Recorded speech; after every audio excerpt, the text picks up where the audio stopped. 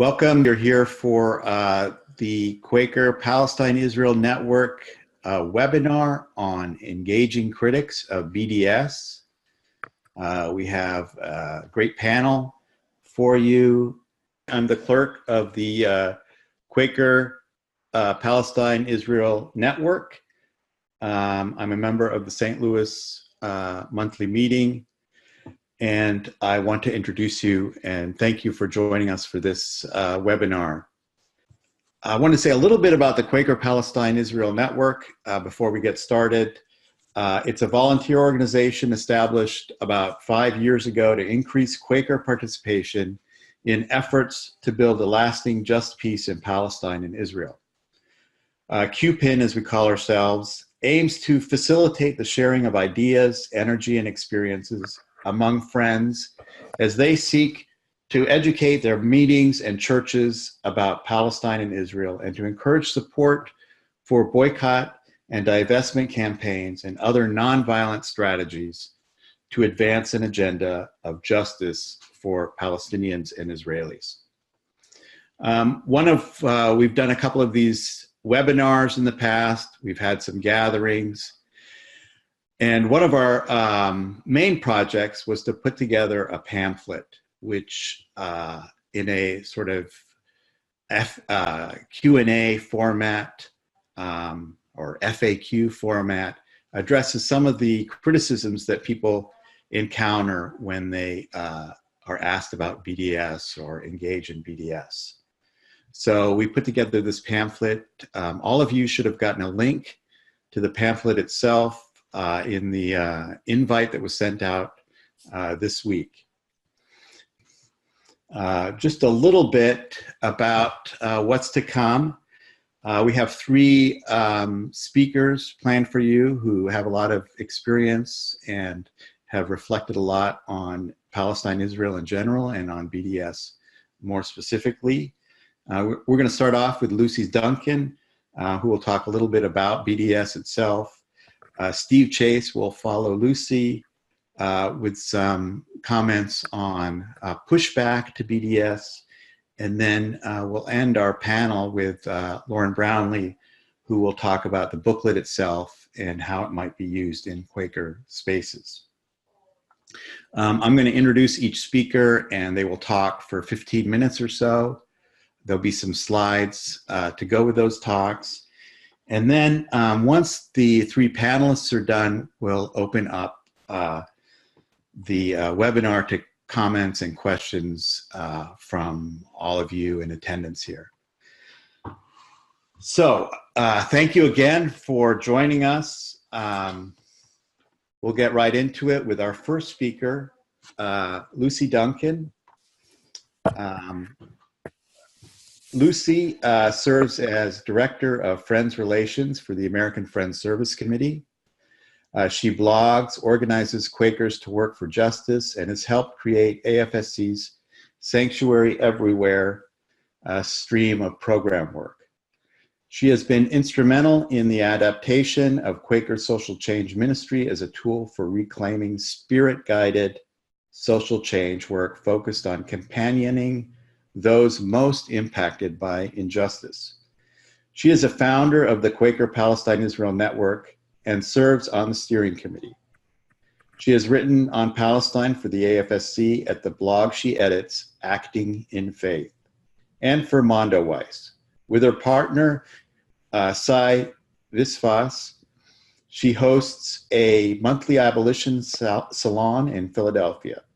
She has been a storyteller for 20 years and has worked with Quaker meetings on telling stories for racial justice and of spiritual experience. Before working for AFSG, she was Director of Communications at the Friends General Conference, managed Quaker Books of FGC, and was a member of a storytelling troupe, the 5 Bright Chicks. She is a member of Green Street Friends Meeting, of the Philadelphia Yearly Meeting, and is the proud mom of a 16-year-old son. So Lucy, thank you for joining us, and I will move the slides for you and you can get started. Great, thank you. I'm going to talk a little bit about the BDS call, and then some campaigns, especially ones that have been particularly successful. So first of all, just what boycott, divestment, and sanctions are. So boycott is an age-old tradition that Quakers have been very involved with like the Free Produce movement during to resist support for enslavement. And many other boycott. It's a nonviolent tactic to put pressure on companies and to withdraw support for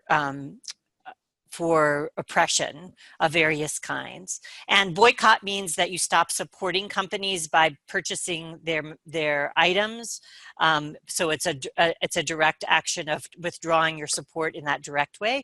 Divestment is putting pressure on banks and institutions, or in the case of BDS, sometimes churches, to divest and take out their investments from corporations and companies that profit from, in this case, the occupation of Palestine.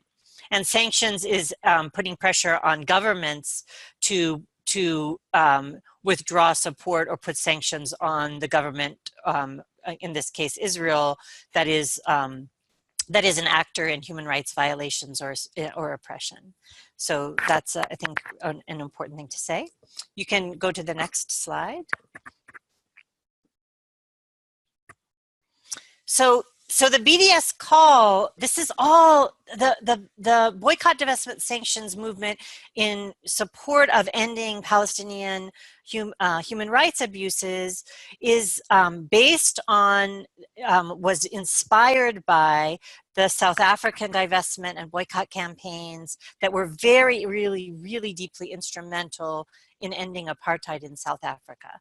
And they arise, it's a very important to remember that this is a solidarity campaign, and that in 2005, 170 Palestinian civil society organizations called for boycotts, divestment, and sanctions as a form of nonviolent pressure on Israel. Sometimes people, because something exerts pressure, they get confused and think it's nonviolent, but actually nonviolent direct action is a way to exert pressure without using violence for things to change. And so in 2005, 170 Palestinian civil society organizations, which is kind of amazing, got together and said, we need support of the international community to put pressure on Israel through the process of boycotts, divestment, and sanctions, so that Israel gets pressure to stop abusing Palestinian human rights, and it was very organized, and many. There have been a huge outpouring of support in many ways all over the world. You can go to the next slide. So there were three demands that were on the table that are in the call. One is ending Israel's occupation and colonization of all Arab lands and dismantling the wall, ending the occupation of the West Bank, ending the occupation, the blockade of Gaza, and dismantling the separation wall, which is a deep obstruction of freedom of movement and Palestinian, obviously, human rights and their ability to function in their society, to even get sometimes to their own workplaces in a quick way. And so that was the number one demand.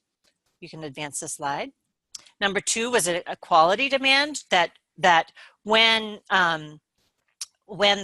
Israel was created, there were Arab Palestinian citizens that in Israel, and they have never experienced full equality.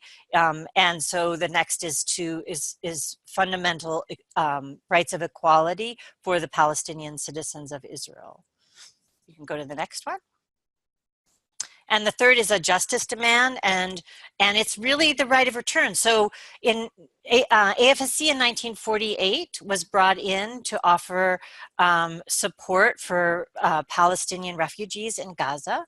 And when we went and did that, so offered that support, we did it with an understanding that the refugees in Gaza would get to return to the homes from which they were expelled. And after a year, and AFSC was really clear, there's a political solution to this. It shouldn't be a long-term refugee situation. And after a year and realizing that there wasn't international support and pressure to permit the refugees to go home, we actually said we can't with integrity continue to do this. We're supporting a situation that has a really clear political and solution and a just solution. And so we stopped offering that kind of support. We stayed working there. And that's when the United Nations Relief Works Agency took over in that time. So it's really about respecting and promoting the right of Palestinian returns. And so the Great March of Return, which this is an image of, is Palestinians in Gaza calling for that right. They say it's not enough just to end the blockade. We need justice. We need to be able to go back to our homes and return. And this is, all three of these are disrupting the settler colonial project that is enacted by the Israel state. So you can go to the next slide. So part of the reason that the pushback has been so deep is because these campaigns there have been a lot of campaigns that have been really successful. And I'm just gonna go through a number of them. This is not gonna be comprehensive at all, but there have been more than 30 US student associations and 11 Canadian student associations have voted to support divestment from Israeli apartheid.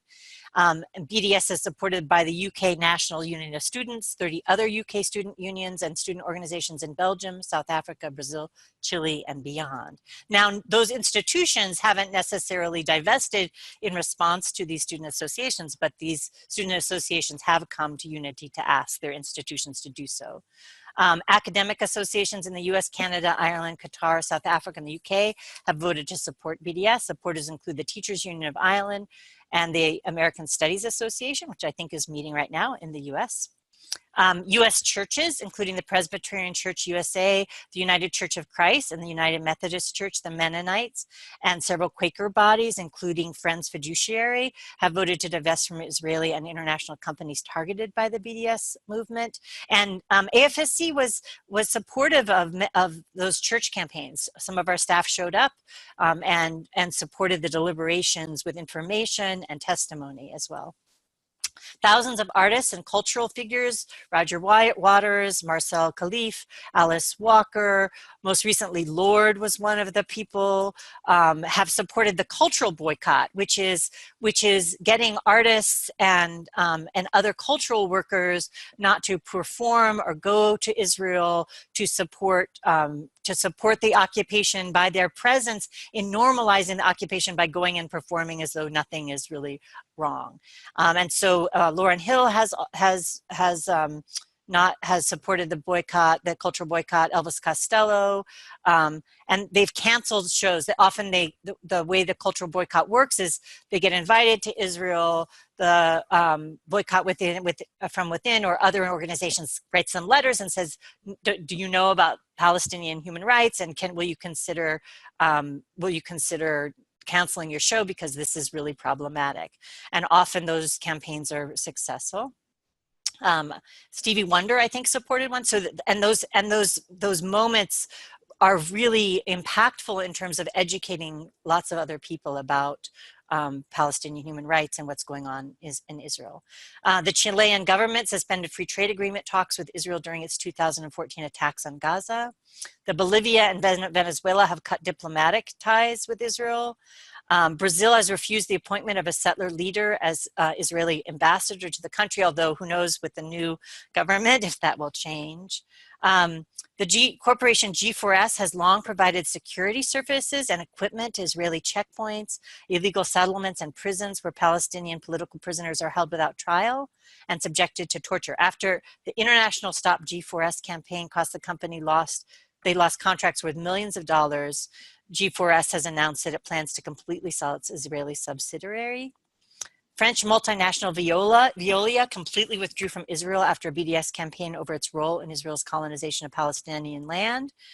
They were bringing buses, apartheid buses into Israel and Palestine, and the campaign cost billions of dollars in lost contracts. Sandra Tamari, Steve's wife, was part of a real really powerful intersectional campaign in St. Louis that called for a Stop Veolia campaign. I think there were water contracts in that case, and they stopped Veolia from getting this contract in St. Louis.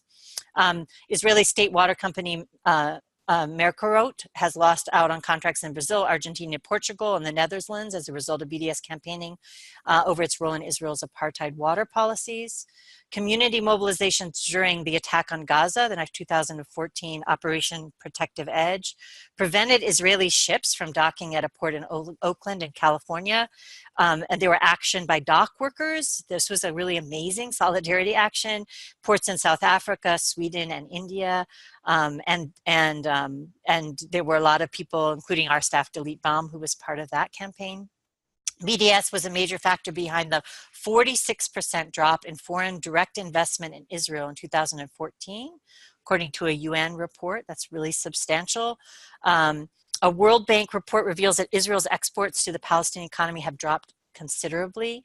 And responding to public opinion and grassroots campaigning, the European Union has introduced rules prohibiting itself from funding Israeli companies and bodies based in illegal Israeli settlements, and has warned businesses about the risks of doing business with illegal Israeli settlements.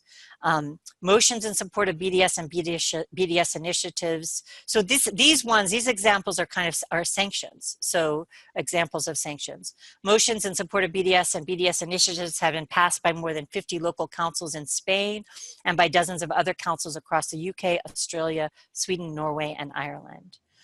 The University of Johannesburg severed its ties with Israel's Ben Gurion University in response to calls from 400 South African academics. Right now, New York University is opening a campus, I believe, in Tel Aviv, and there's a campaign to get them to withdraw that campus.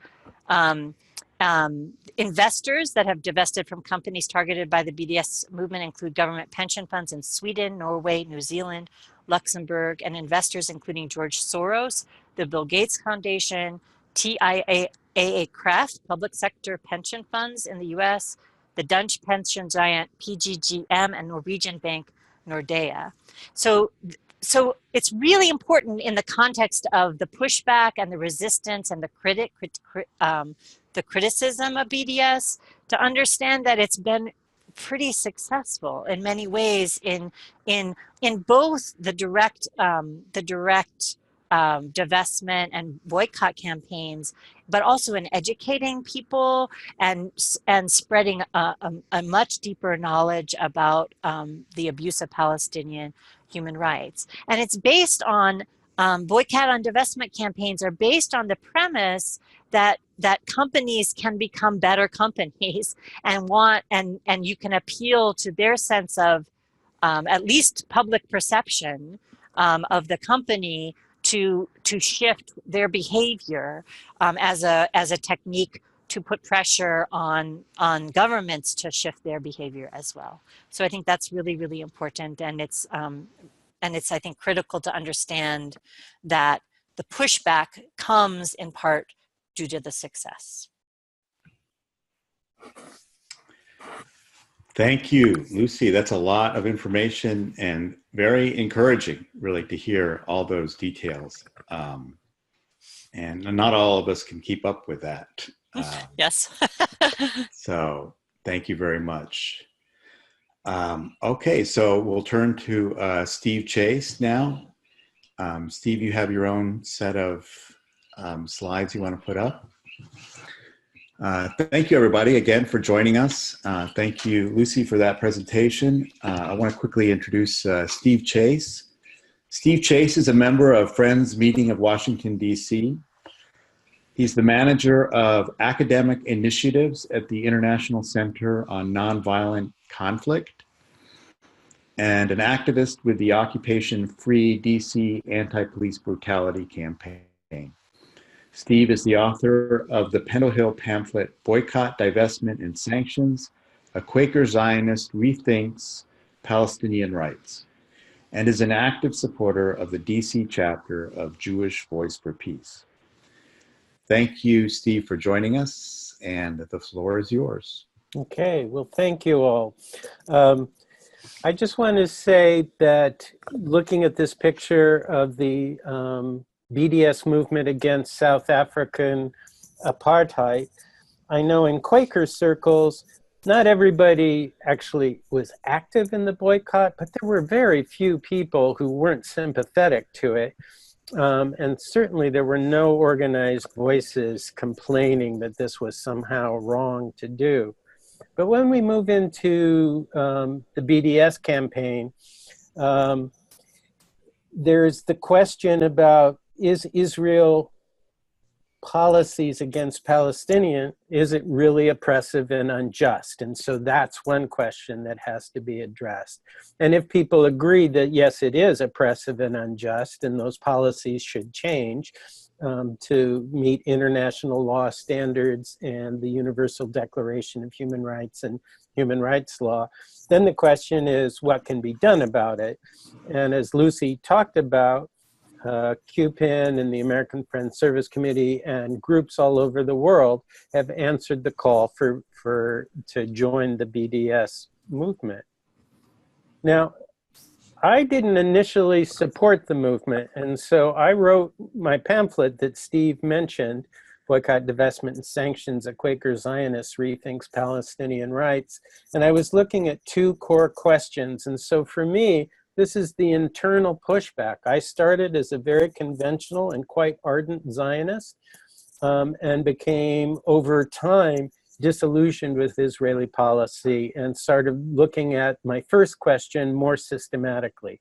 Has the mainstream Zionist movement and the state of Israel engaged in unjust dispossession, occupation, and discrimination against the Palestinian people? And it was painstaking and painful, but I finally came to the conclusion that yes, indeed, that is what the historical record shows. So the second question is, if so, should Quakers support key elements of the Palestinian-led international nonviolent BDS movement until Israel complies with international law and respects the human rights of Palestinians? And again, I had trouble as an ardent Zionist listening to the voices of Palestinians, but as I looked more and more into this and the rich tradition of Israeli opposition to the occupation and certainly American Jews who have objected to there not being human rights and democracy and equality for all in Israel and Palestine, I finally came to the conclusion, yes. And supported the AFSC's position on BDS. Now, internally, this hasn't always been true. Henry Cadbury, who was a religion professor, a well-known Quaker religion professor, and I just found out about this year, was asked in 1934 to speak to the Central Council or Conference of American Rabbis. And he was asked to talk about the newly emerging German fascism, which was clearly anti-Semitic. And he surprised the group of rabbis by saying that oppressed people should never fight back with nonviolent resistance, but only engage in moral appeals, dialogue, and negotiations. And he explicitly said that nonviolent resistance tactics like boycotts in particular, but divestments and sanctions, they're just war without bloodshed. And he thought, therefore, they were immoral. And that he even made a practical claim, though there was no factual foundation for it, that non-resistance of what he was talking about and only using dialogue will be quicker and faster to deal with persecution and oppression. It's very interesting that the rabbis would have none of this kind of talk. Samuel Schulman, who was the honorary president of the conference, got up immediately after Cadbury's talk and said, "I cannot subscribe to the principle of non-resistance to evil, which Dr. Cadbury advocates." And then Rabbi Stephen Weiss, who the New York Times said led the charge against Cadbury's advice, he was very explicit, and I wanted to read this quote: "A boycott is a rightful refusal to have any relationship morally or economically with any government which has persecuted us and does injustice to our people. It is a moral and economical weapon of self-defense." And this was such a big deal that the entire conference passed a resolution responding to Cadbury's advice. The Conference of American Rabbis believes that moral persuasion should be supplemented by every manner of nonviolent resistance calculated to bring an end to a regime of inequity. Now, the one thing I want to say is that Cadbury eventually ended up agreeing with that for a large period of his life, and certainly the American Friends Service Committee, which he was the chair of the board at the time in 1934, has come to agree. Now, Quakers have also had, some Quakers have also had another reason to be opposed to the BDS.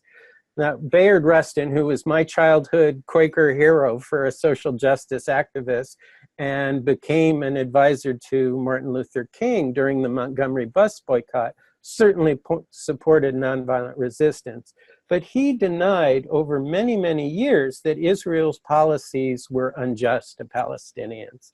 And as I was looking through his letters and doing research, he very much believed the state of Israel is a progressive, just, and democratic country, that anyone claiming that Israel has racist policies or unjust policies towards the Palestinians was just wrong.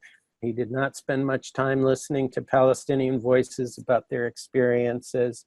The only time that Bayard was critical of the state of Israel was when it started actively supporting the apartheid regime in South Africa. And that was a bridge too far for him, but he never joined in solidarity with Palestinians. And he also believed that the US government and civil society should support the state of Israel, pushing back against the Palestinian rights movement, which he saw as little more than violent anti-Semitism directed against Jews. He even asked for the Nixon administration to increase military support to the state of Israel, which was ironic as a noted pacifist leader. What he didn't seem to grasp, and if we spend time looking deeply at the issue, we can see that the historical record proves that the oppressed can become oppressors. And public opinion is more and more realizing this and is shifting. I'm certainly seeing a shift among Quakers. This book by Dov Waxman, who's a political scientist at Northeastern University, saying there's huge shifts among the US Jewish population and increasingly the general population. And he talks about 4 different groups. There are some people in the US Jewish community, for example, who are just disinterested in Israel or its treatment of Palestinians. Then you have people who are devoted Zionists and support Israel's Palestinian policies. And then a group that has been growing very larger, particularly since 1982, are the disillusioned and doubtful, and who are have trouble thinking that the way Israel government policy addresses Palestinians is appropriate. And increasingly, we have a group of dissidents among the US Jewish community. And this, Waxman says, this sort of dissident or the people who are disillusioned with the more devoted to the status quo in relationship to Palestinians has a history. It's not completely recent, only the size of it. But Rabbi Samuel Goldstein, who was the president of the Conference of American Rabbis when Cadbury talked, he said at that same conference, realizing then, as everyone must, that the spread of intolerance, we Jews are always the first victims. It behooves us to be especially watchful of our own conduct and not commit the folly of believing that similar illiberalisms may not develop amongst ourselves. And so this was a demonstration that I took part in that was organized by young progressive Jews taking over Pennsylvania Avenue in front of the Trump Hotel for 2 hours on the day that the United States moved its embassy to Jerusalem. And it's organized by If Not Now. And it's interesting, If Not Now is a group of young US Jews who oppose the occupation and Israeli policies towards Palestinians. It hasn't committed itself one way or another on the BDS movement, but another group that I work with quite a lot is Jewish Voice for Peace, and they have explicitly endorsed the BDS call and are engaged in various activities to support BDS. And as Steve Tamari said, my activity around that is with the Occupation Free DC, because Israel, many police departments in the United States, including Washington, DC, send their leadership for training by military occupation forces in Israel. And we feel that that's not a model for community policing. Now, given the kinds of successes that Lucy talked about in this shift in US Jewish opinion and public opinion, the Israelis' Ministry of Strategic Affairs and various organizations that are devoted to maintaining the status quo of Israel against the Palestinians have gone on the counterattack. And The Occupation of the American Mind is a really good documentary that Friends Meeting of Washington will be showing to the public and doing a discussion, but it's about the organized campaign to fight back against criticisms against Israeli treatment of Palestinians, and explicitly the BDS campaign. Typically, critics engage in this organized campaign in three ways. The first two are sort of for the people in the organized campaign: criminalization and demonization. And there's a cartoon that's a very common trope. There are other people who disagree with BDS on various reasons, but who are open and willing to engage in dialogue, not call names, not be hostile, to listen, to offer their opinions, which is great. But quite often, once I published the pamphlet, I was called, a liar, a stupid, a horrible scholar. I've been called anti-Semitic.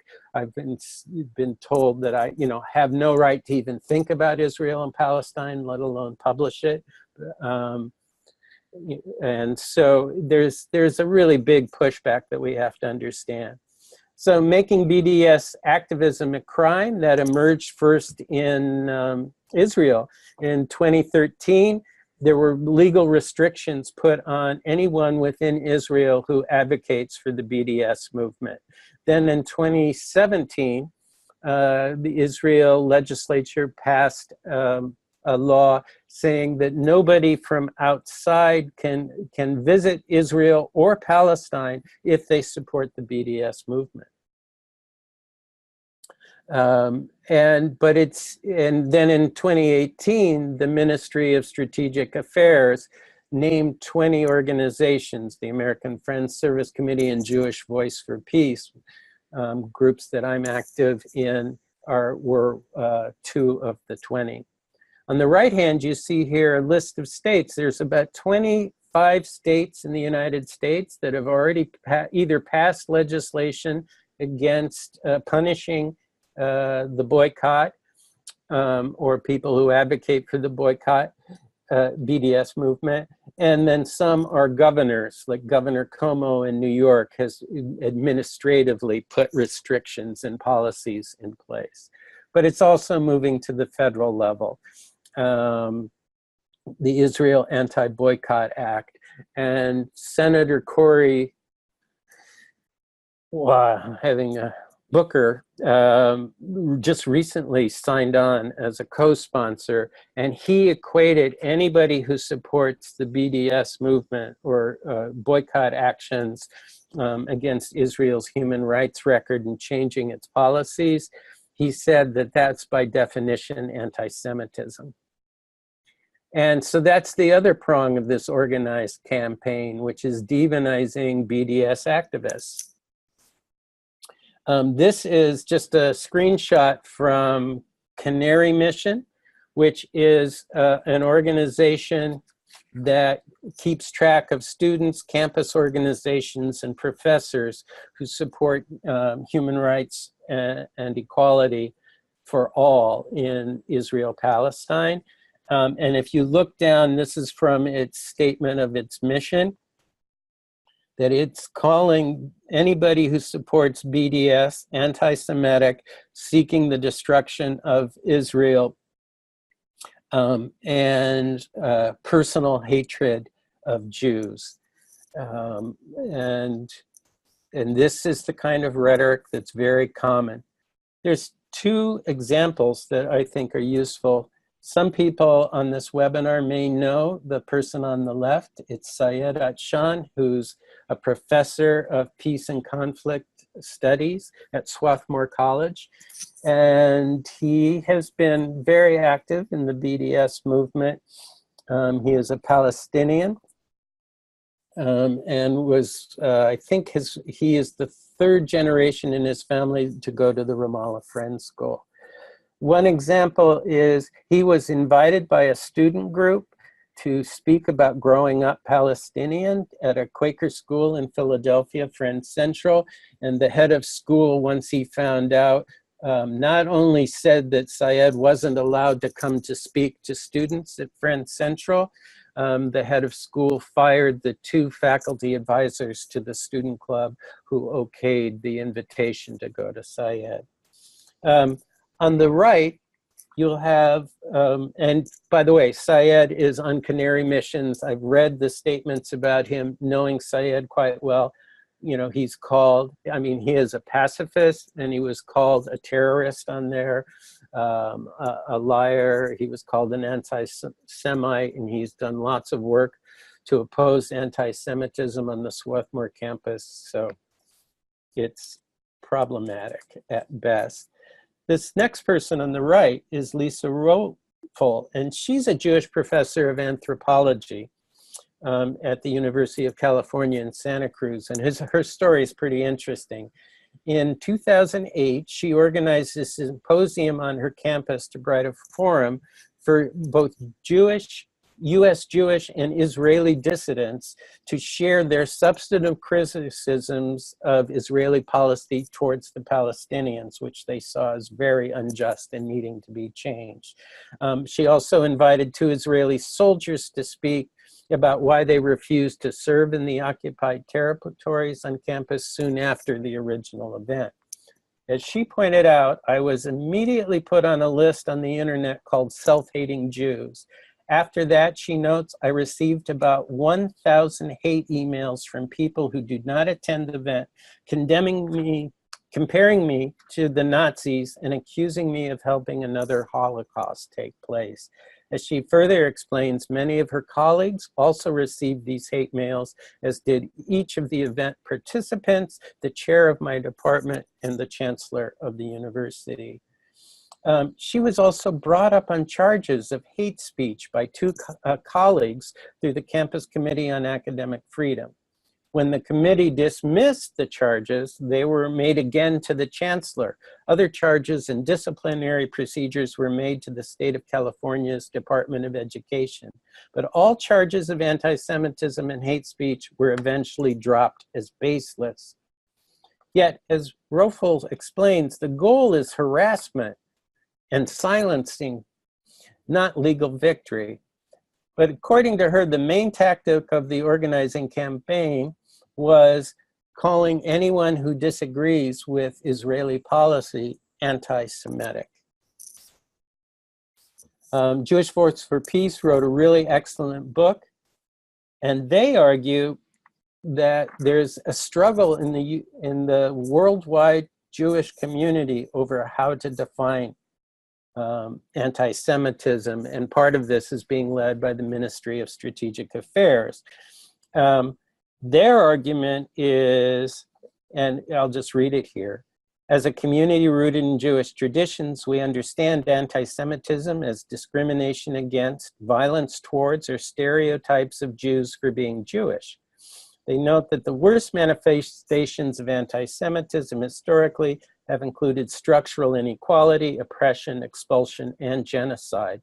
But they also note that the expressions of anti-Semitism include treating Jewish people as a monolithic group, stereotyping Jewish people as rich or greedy, and demonizing Jews as all-powerful or as secretly in control of political events. But the newer versions that are being pushed are equating criticism of the national government of Israel's policies towards Palestinians as criticisms of Israel are by definition anti-Semitism. And Jewish Voice for Peace and about 30 other groups worldwide, other Jewish groups, are saying that's a very dangerous definition of anti-Semitism, and that we shouldn't be cowed from supporting human rights for all by people who misuse that. Now, dialogue, I'm coming close to the end, is possible and it can happen. Here's a couple examples of people who actually are having dialogue, some of which don't support BDS, but all of which do agree that Israeli policy towards Palestinians doesn't follow international law or support human rights. Now, the dialogue can be expanded beyond that, and it should be. In my experience, there's four main types of dialogue partners. One is organized anti-BDS advocates, and they're following the direction of the Ministry of Strategic Affairs or the US allied groups, and they are, as a strategic choice, very hostile and demonizing. Then there's sincere people deeply influenced by the rhetoric of the first group, and can sometimes be hostile, like, Quakers I know who have said any criticism of Israel is anti-Semitic, very hostile and just kind of moving into name calling. But they are potentially more open-minded and less accusatory, and there's a possibility of moving towards real dialogue. And then there are people who are ambivalent and worried or skeptical about BDS, but are respectful and open and willing to discuss it. And finally, like the slide I showed before, there are people who agree that Israel needs to change its policies towards the Palestinians, but aren't sure BDS is the best strategic choice. But, those are folks that you can have a good dialogue with. And here's just some examples of dialogue emerging in Quaker circles that I know of. Beacon Hill Friends House, there was a panel discussion, and it was packed open to area Quakers, where different people raised a panelist, but then a lot of community discussion about concerns and ideas about Israel, Palestine, and BDS. New England Yearly Meeting organized a gathering, a regional gathering on BDS in Israel and Palestine. And so the various types of people sort of showed up in that conversation, but it was ultimately very, very productive. And finally, a couple years ago at the Friends General Conference, a national gathering of Quakers, these four people, Steve's wife Sandra, Dalit, who's Israeli Jewish activist who's long supported BDS, Syed Atshan, who I mentioned before, and then Lucy was the moderator, but they spoke and told stories about their experience of working against the occupation. And so I just would say, as I toss it over to Lauren, that that there's a lot of room for Quakers to have substantive and genuine dialogue on this issue. Steve, thank you very much. Very substantive, and we really appreciate it. Let's move on to our next speaker, Lauren Brownlee, who will talk to us about the pamphlet that we created and how it might be used in Quaker circles and other circles. So Lauren Brownlee is a member of Bethesda Friends Meeting and serves on the Peace and Social Concerns Committee and the Growing Diverse Leadership Committee of Baltimore Yearly Meeting. She is also a Baltimore Yearly Meeting appointee to the Sandy Spring Friends School Board of Trustees. Lauren is an alumna of Sidwell Friends School and worked at Sidwell for 7 years as Assistant Director of Auxiliary Programs and as a history teacher, during which time she served as clerk of the Upper School Quaker Life Committee.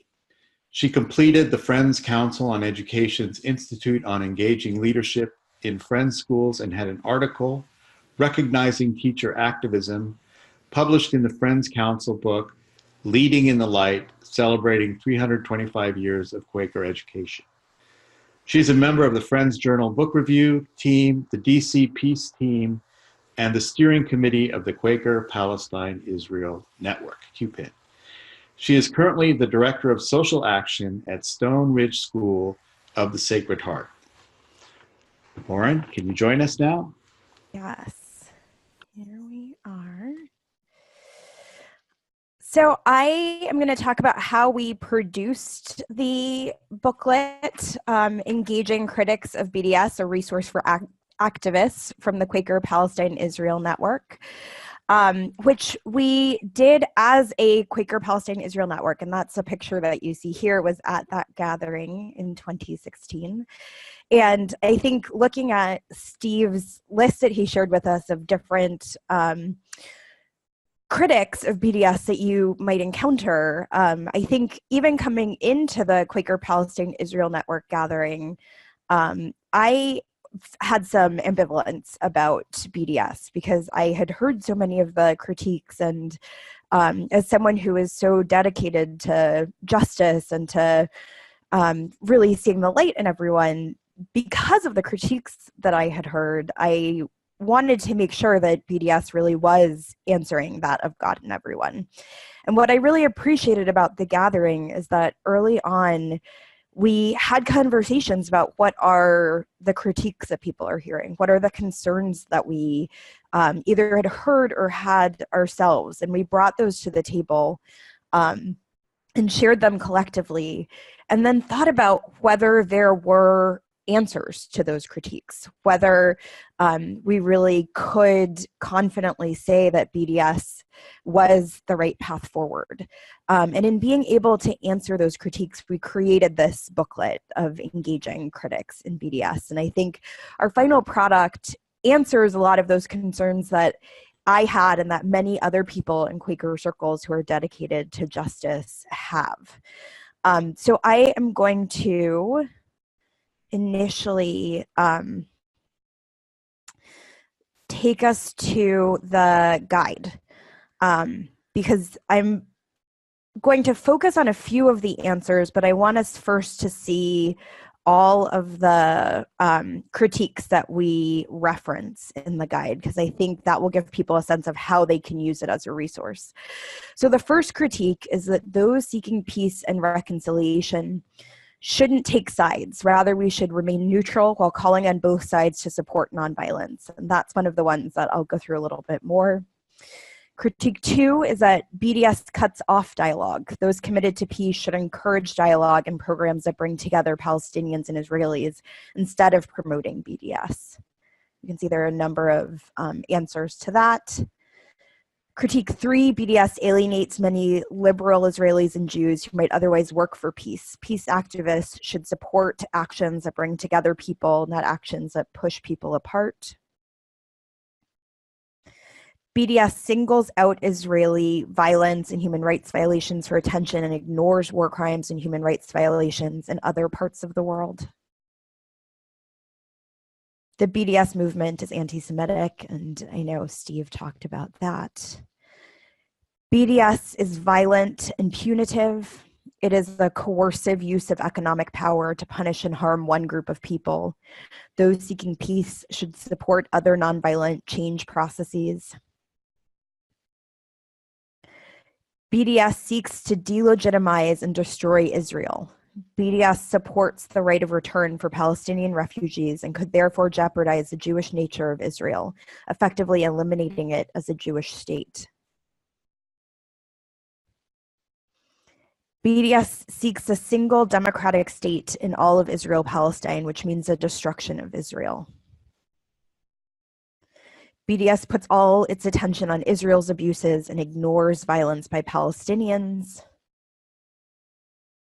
And peace activists should support positive actions like investment in Palestinian economy, not negative actions like divestment and boycott. Otherwise, BDS will hurt Palestinians first. And I'm sure that many of us have heard many of these critiques. And again, in the chat box, this is linked in addition to, you should have received it in your registration for the program. So if you want to take the time to really read through all of these, I suggest that. In addition, it gives some Quaker context for all of these. So to do a deep dive into some of these critiques, and how the Quaker Palestine Israel Network has thought through them. Again, critique one, those seeking peace and reconciliation shouldn't take sides. Rather, we should remain neutral while calling on both sides to support nonviolence. And then this is reminiscent of a quote that I think many of us know from Desmond Tutu about how in situations of injustice, if you remain neutral, you have chosen the side of the oppressor. And this is saying, in a situation of injustice and power imbalances, remaining neutral means siding with the status quo and the powerful. Standing consistently in support of justice and against the violation of rights is not taking sides, but rather speaking truth. BDS is on the side of rights and justice. The BDS Palestinian call in 2005 asked people to stand for freedom, equality, and justice. And I think, again, that's really important to remind people of who are critiquing it, that it's not picking aside, it's picking justice, and that ultimately justice is answering to that of God in both sides. And then moving on to one that I think, as Steve said again, is one that we hear a lot in connection with BDS, that can be anti-Semitic. And I think it's important to note the BDS movement does not target Jews or Judaism, but the human rights abuses perpetrated by the Israeli government and the various states that enable this, or the companies that profit from it. The goals of BDS are freedom, justice, and equality for the Palestinian people without violating the human rights and security of Israelis. The BDS movement, which includes people of all religions, protests against the unjust policies of a state and does not target individuals on the basis of their faith or ethnic or national identity. It focuses on getting the government of Israel and the US as its main supporter to comply with international law and respect universal human rights. The BDS movement categorically rejects and condemns all forms of racism and bigotry, including anti-Semitism. A statement on the front page of the core BDS website reads, BDS is an inclusive, anti-racist human rights movement that is opposed on principle to all forms of discrimination, including anti-Semitism and Islamophobia. And finally, that a growing number of Jews and Israelis, particularly youth and young adults, support BDS. They feel that our repressive and cruel occupation does not embody the prophetic Jewish values that they were taught growing up, values they cherish and believe in. They know that their work for BDS does not make them anti-Semitic. And again, that's going back to some of what we heard from Steve about various groups and individuals that are saying that in a louder and louder way recently. And then another one that I know I have heard a good bit that BDS is violent and punitive. It is a coercive use of economic power to punish and harm one group of people. Those seeking peace should support other nonviolent change processes. So the idea that this is economic violence. I think it's important, as we heard from both Lucy and Steve, that BDS uses nonviolent means to challenge the violence and oppressive policies of the Israeli state. It never engages in or threatens violence against anyone. BDS calls for accountability and changes in the behavior of institutions and companies that are complicit in Israel's occupation and other violations of human rights and international law. It is not about punishing companies or Israel, but ending their abusive behavior and ensuring accountability. BDS does not seek to harm Israelis, only seeks to end harmful policies and actions of the government with the goal of realizing an end to the occupation, securing justice for Palestinian refugees, and achieving equality for Palestinians and Israelis. And BDS actions target institutions, not individuals, for their complicity in Israel's occupation or human rights abuses. And boycott and divestment are proven nonviolent tactics used in many situations, from the Montgomery bus boycott and lunch counter sit-ins in the segregated South to boycotting grapes or strawberries in defense of farm workers in California. And I think it's important to note in that that there was a lot of pushback about those movements too. I think we see that ever more, that there are so many statistics now about how Americans did not stand with the Montgomery bus boycotts, and how even Dr. King initially had anxiety about doing that, and how important, we all know ultimately how important that was in shifting the dialogue about rights and all rights, civil and human rights in the United States. And finally, BDS puts all of its attention on Israel's abuses and ignores violence by Palestinians. And it's important for that one to note that BDS is about accountability for the unaccountable. It uses international law framework and nonviolent tactics to call attention to Israeli human rights abuses that are not currently addressed, and pressures institutions and corporations complicit in those abuses to end their complicity.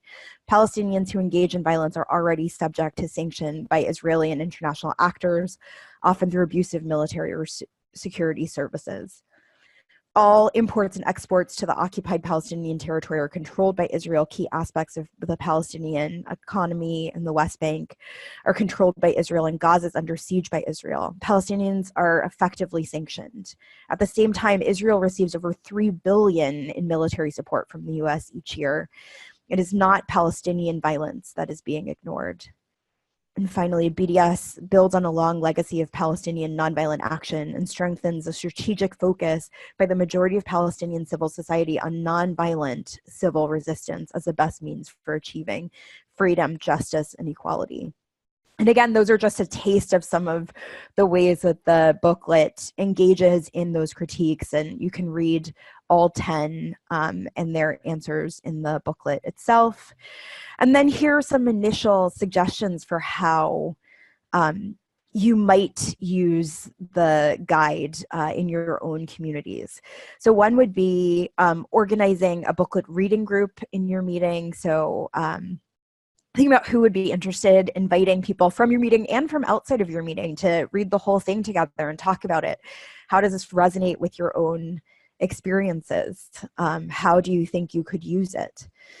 Share it specifically with the Peace and Justice Committee in your either monthly meeting, yearly meeting, other peace and justice groups that you're in, and consider how your meeting might take action based on the guide.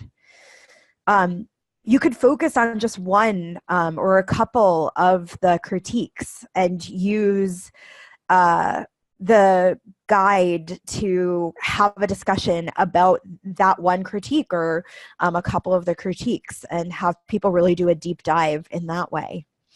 If your meeting is holding other events that are connected to Israel and Palestine, can you have copies of the booklet there?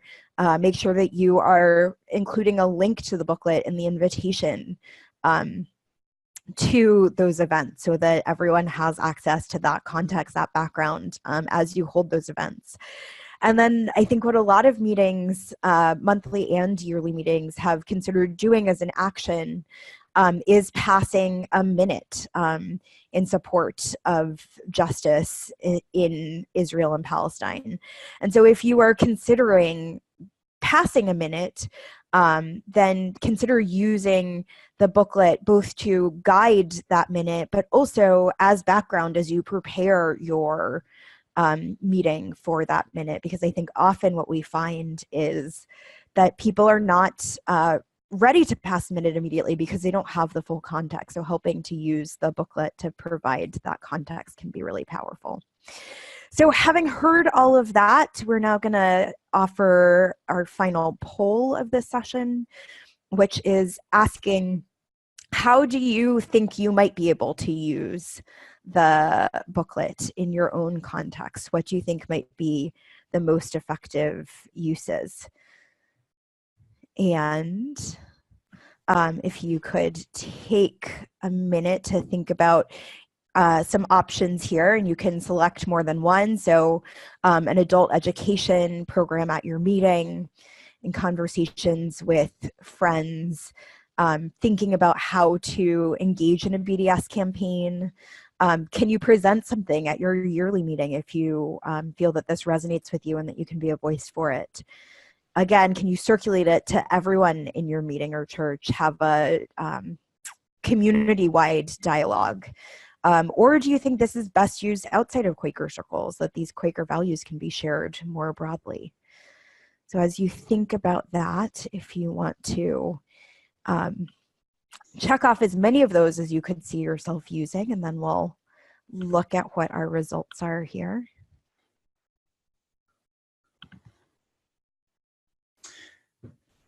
Lauren, thank Yes. you very much. Thank you very much. I think going through the pamphlet very closely like that was very helpful, because much of BDS is really ultimately about education. And it's about having conversations around those questions that allows us to develop a deeper understanding of what actually is going on, and what the history and the current situation is like. So thank you for offering that close reading of our text for us. I want to thank you as well, and Steve and Lucy and Jennifer Bing, who's somewhere behind the scenes. We're all very much a part of putting this booklet together, and we hope folks can make as much use of it as possible. It looks like a lot of people want to use it outside of Quaker meetings, which is very interesting. I don't see the results anymore, but that's one thing I noticed. Oops. So we have a few more minutes. We thought we would end around a quarter after. So, but we wanted to get some of you who are attending to ask some questions.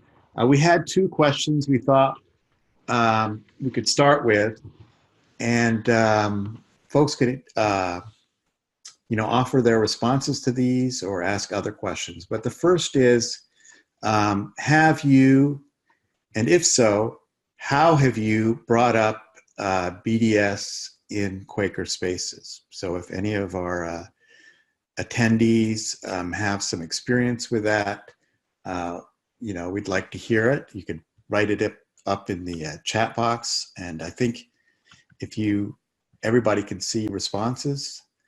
And while you're thinking about that, I'll pose another question, also related to what everybody said before.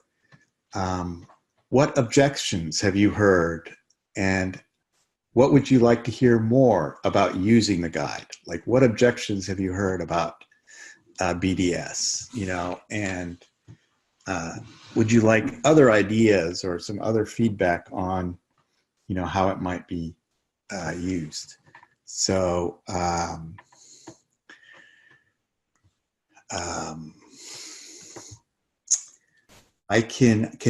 all the panelists see the questions here that are coming up? So if anybody wants to take a stab at those. What is the easiest way to start a local BDS campaign? Lucy, is that something you'd like to address? I could answer that. Okay, go ahead. Here she is, Jennifer. Hi. So starting a local BDS campaign, probably the first thing to do is to just see if there are others in your community, that if there already is one, that it exists. And you can look at various websites like bdsmovement.net to see if there are some in your area. I think also using our Investigate tool that Lucy showed you earlier in the webinar to look for companies that are invested in the occupation and seeing if there are any of them, thank you for that sharing, if there are companies that either have their headquarters in your community or products that are used, etc. I think another thing that has been successful recently that we didn't mention so much was the city campaigns. And I don't know if anybody from Durham is on this call today, but is to kind of proactively go to your city council and ask that a screen be set up so that investing in companies that violate human rights are put on a no-buy list or divested. So those are a couple of ideas that might be helpful in starting a local campaign. Somebody else asked about language for a minute, for a sample minute. And I was just going to say that the Ann Arbor Friends meeting, it's the Palestine-Israel Action Group, I think. You could look them up on Google. They have, I think on that website, there is an actual like archive of minutes related to Israel-Palestine and perhaps BDS in particular. I'll look for it and put it up on the screen and put it in the chat too. This is Steve Chase, and one of the things that I was thinking about as Lauren was talking when she talked about the critique that's in the pamphlet about, well, this is cutting off dialogue. And I just want to say that I think engaging in BDS is an educational process, but it also involves dialogue.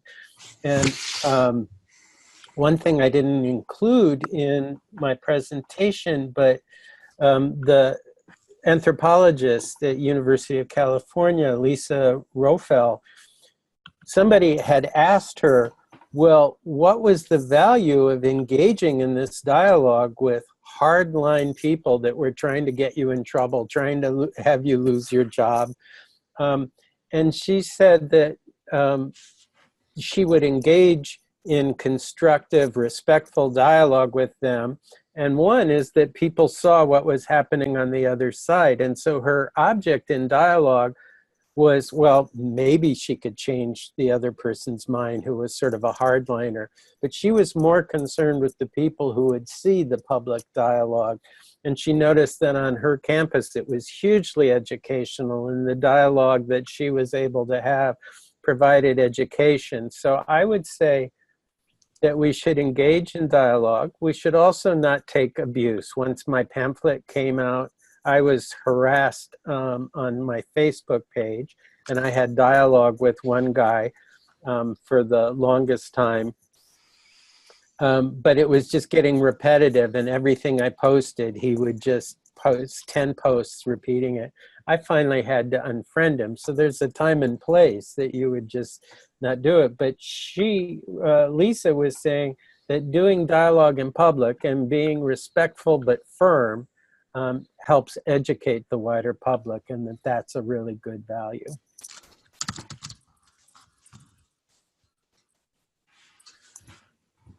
Here's another question. I'm just going to speak these out so I can't figure out how to direct them, but maybe Jennifer could address this. Someone asked, could you speak about local campaigns like Occupation Free DC opposing U.S. police training trips to Israel for training by Israeli military, paid for by the ADL? I think Steve Chase, you're involved in that group, so why don't you answer that? Yeah, I am. So this is a campaign that it actually helps answer the other question of what to do locally, that this is something to be considered. Jewish Voice for Peace, if you go onto their website, has a lot of information about their national campaign called Ending the Deadly Exchange. And because the Anti-Defamation League pays for police leaders through municipal police throughout the United States to go to Israel for training with Israeli police, but also military occupation forces. And Jewish Voice for Peace is building local coalitions with anti-police brutality groups in various communities. And so in DC, the police have a regulation already on the books that says they're not allowed to train at facilities that have a record of racism or human rights abuse, which on the face of it, I think means that you could not do training with military occupation forces in Israel. But there's no enforcement mechanism.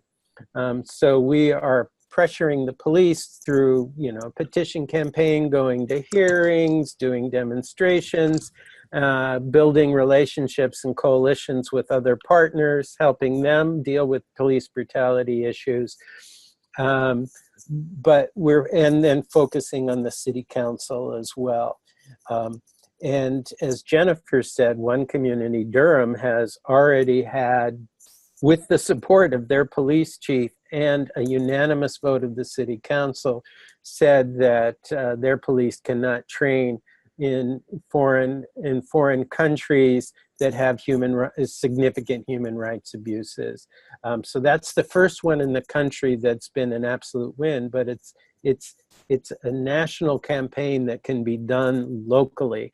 And so that's a good first step. Occupation Free DC has its own website, so if people want the specifics on our campaign here in Washington, they'd be welcome to go. And I think you could just put in a browser, Occupation Free DC, and that would get you there. And there's sort of a good video, some press releases, what we're trying to do. And so I do encourage people to think about that as a potential campaign that can build coalitions around improving community policing. Steve, thank you very much. And thank you to all our panelists, Steve Chase, Lauren Brownlee, Lucy Duncan, Diana behind the scenes, Jennifer Bing also behind the scenes, and all of you who participated. We had a good number, over 60. Yeah. Oh. I want to talk about the conference. Oh, okay. If that's okay. Yeah, go ahead. Yeah, sorry. AFSC is going to be, this is a video that AFSC did, but this is what I want to show you. That we're hosting a conference. Steve and Jennifer and I are on the organizing committee for it. It's specifically for Quakers, but it's really an amazing set of presenters. It's called "What Does Justice Look Like? Moving Towards a Just Peace in Palestine and Israel." It's not going to be exclusively about BDS. It's going to include other strategies as well, but it's being really. We're being guided really clearly by Palestinian voices. The call for BDS is a Palestinian solidarity call, and it's really, really important that we follow the lead of Palestinians in our work and not move ahead of that work. It's very important that we center the voices of Palestinians in our work. So I just wanted to show you this. It's December 14th through 16th at Pendle Hill. It's going to look backwards, particularly at Quaker engagement in Palestine, but it's also going to look more broadly at activism in the Quaker world. Beyond the Quaker world, what are the effective campaigns? We're bringing all of our Palestine and Israel staff to the United States, hopefully, if we can make sure our Gaza staff can get out. And I think it will be an incredibly powerful event, and I would invite all of you to come and join if you haven't already joined in. So, and there was a link and the invitation to the registration, and we'll put it in the chat box right now. Thanks. All right, thank you very much. Thank you all for attending. On behalf of the Quaker Palestine Israel Network, I want to thank you all.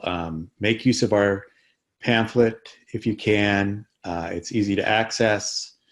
And well, thanks. What else can I say? It's been very helpful. Appreciate it. Thanks, everyone. Take care. Thank you very much. Thank you. And this was recorded, so if you want to share it later with your friends, that would be great. Thank you, everyone. Thank you. Thanks. Bye-bye. Bye-bye.